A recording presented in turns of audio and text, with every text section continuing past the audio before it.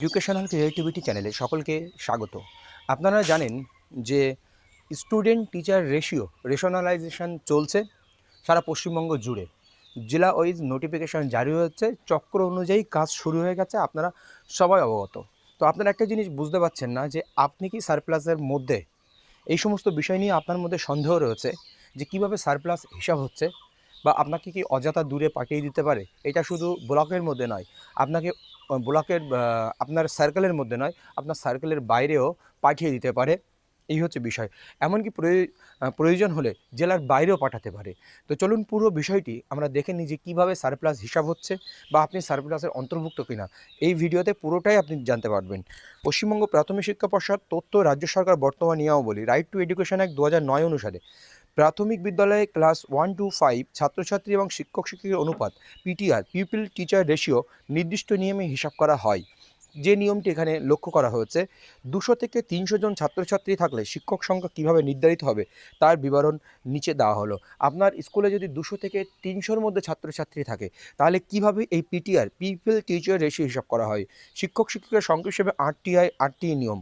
যদি কোনো প্রাথমিক স্কুলে মোট ছাত্রছাত্রীর সংখ্যা 200 জনের বেশি হয়ে যায় তখন নির্দিষ্ট অনুপাতটি হলো 40:1। যদি 200 এর বেশি হয়ে যায় তাহলে 40 জন স্টুডেন্ট পিছু একজন করে টিচারের কথা বলা হয়েছে।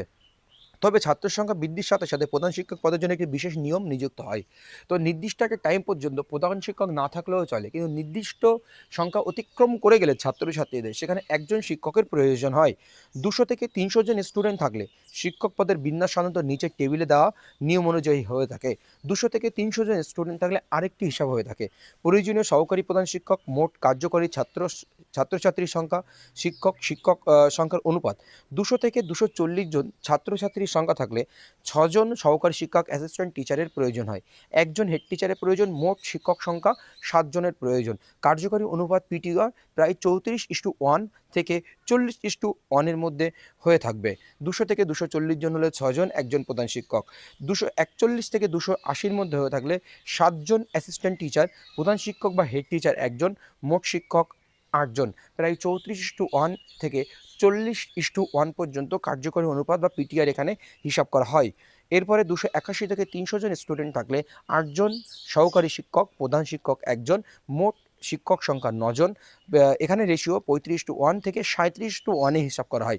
এখানে আবার রেশিও কিন্তু হালকা করে চেঞ্জ হচ্ছে।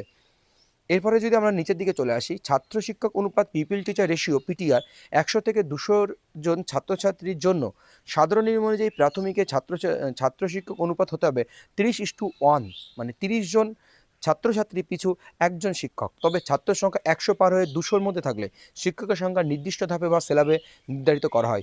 100 থেকে 200 জন ছাত্রছাত্রীর জন্য শিক্ষক সংখ্যা বিভাজন কেমনটা হয় চলুন আমরা দেখে নিই। 121 থেকে 150 জন ছাত্রছাত্রী থাকলে 4 জন সাধারণ শিক্ষকের প্রয়োজন হয়ে থাকে। 151 থেকে 200 জন ছাত্রছাত্রী থাকলে 5 জন সাধারণ শিক্ষক। ছাত্রছাত্রীর সংখ্যা 150 জন অতিক্রম করলে কি হবে? নিয়ম অনুযায়ী যদি প্রাথমিকে মোট ছাত্রছাত্রীর সংখ্যা 150 জনের বেশি হয় তবে 5 জন সাধারণ শিক্ষকের পাশাপাশি একজন ফুল টাইম প্রধান শিক্ষক পদে মঞ্জুর পাওয়া যায়। যদি 150 জন অতিক্রান্ত করে ছাত্রছাত্রীর সংখ্যা তাহলে কিন্তু একজন ফুল টাইম প্রধান শিক্ষকের প্রয়োজন। আর যদি 150-এর নিচে থাকে, কোনো সমস্যা থাকে, তাহলে ফুল টাইম প্রধান শিক্ষক ওই পিটিআর এর মধ্যে হিসাব করা হয় না, অটোমেটিক্যালি সবই হিসাব করা হয় সহশিক্ষকের সঙ্গে। এক নজরে হিসাবে তালিকা: ছাত্রছাত্রী, প্রয়োজনীয় প্রধান শিক্ষক, মোট শিক্ষক কার্যকরী অনুপাত 101 থেকে 120 জন, 4 জন প্রয়োজনীয় সাধারণ শিক্ষক এবং মোট শিক্ষক সংখ্যা 4 জন, কার্যকরী অনুপাত 30:1। এখানে প্রধান শিক্ষক না হলেও চলবে, এই সহকারী শিক্ষকের মধ্যে প্রধান শিক্ষকও ইনপুট হয়ে যাচ্ছে তখন। কারণ ম্যাক্সিমাম স্কুল এখন বর্তমান সময়ে হেড টিচার নিয়োগ হয়ে গেছে, প্রধান শিক্ষক ছাড়া নয়, প্রত্যেকটা স্কুলে প্রধান শিক্ষক রয়েছে। 121 থেকে 150 জন 4 জন, মোট সংখ্যা 4 জন, 30:1 ও 37.5:1। 151 থেকে 200 জন 5 জন প্রয়োজনীয় শিক্ষক, প্রধান শিক্ষক 1, মোট শিক্ষক সংখ্যা 6 জন, 25:1 থেকে 33.3:1। এখানে দেখুন 5 জন প্রয়োজনীয় শিক্ষক, 1 জন প্রধান শিক্ষক, কারণ এখানে 150 ক্রস করেছে, যেহেতু 6 জন মোট শিক্ষকের প্রয়োজন। এখানে প্রধান শিক্ষক নেই তো নয়, যে সমস্ত স্কুলে 150-র নিচে স্টুডেন্ট সেখানে কিন্তু প্রধান শিক্ষককে সহকারী শিক্ষকের মধ্যে ইনক্লুড করে দিয়ে ধরা হচ্ছে। সেখানে একজনকে অতিরিক্ত ফুল টাইম প্রধান শিক্ষক হিসাবে এখানে কিন্তু তাকে ধরা হচ্ছে না, কিন্তু প্রধান শিক্ষক আছে।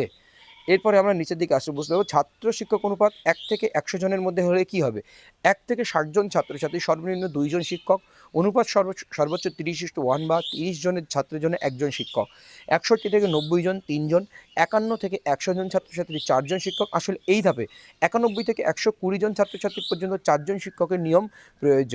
প্রধান শিক্ষক সংক্রান্ত নিয়মাবলী। শিক্ষার অধিকার আইন 8টি অনুযায়ী প্রাথমিক বিদ্যালয়ে মোট ছাত্রছাত্রীর সংখ্যা 150 জন পার না হলে আলাদা করে কোনো পূর্ণাঙ্গ প্রধান শিক্ষকের পদ মঞ্জুর করা যায় না। যদি আপনার 150 জন স্টুডেন্ট অতিক্রান্ত হয় তারপরে পূর্ণাঙ্গ প্রধান শিক্ষক মঞ্জুর করা যায়। এই হচ্ছে মূলত সারপ্লাস টিচার। তো আপনি এখান থেকে আপনার স্কুলে কত স্টুডেন্ট রয়েছে সেটার উপরে ভিত্তি করে আপনি নিজেই ঠিক করে নিতে পারবেন যে আপনি সারপ্লাসের মধ্যে রয়েছেন কিনা। সবচেয়ে পুরানো টিচার এখানে সারপ্লাসের মধ্যে পড়ে যায়, পিএইচ ক্যাটাগরি টিচার সারপ্লাসের মধ্যে পড়ছে না। এই রকম সংক্রান্ত একটি হিসাব হয়, আপনি কবে জয়েন করেছেন সেটার উপরে ভিত্তি করে কিন্তু এই সারপ্লাস সিনিয়রিটি, যে সবচেয়ে শেষে জয়েন করেছে সে সারপ্লাসের মধ্যে পড়বে, কিন্তু তার ক্রাইটেরিয়া কী রয়েছে, সে পিএইচ ক্যাটাগরির হবে না, এটা একটা ক্রাইটেরিয়া রয়েছে, বা সে কোন স্কুল থেকে বেতন পাচ্ছে সেটার উপরে ডিপেন্ড করছে। এই হচ্ছে বিষয়। পরবর্তী আপডেট বা এই সংক্রান্ত তথ্য পেলে অবশ্যই দেওয়া হবে। আর প্রতিটি সার্কেলে আপনারা দেখতে পাচ্ছেন যে সারপ্লাসের কার্যপ্রক্রিয়া শুরু হয়ে গেছে। ধন্যবাদ।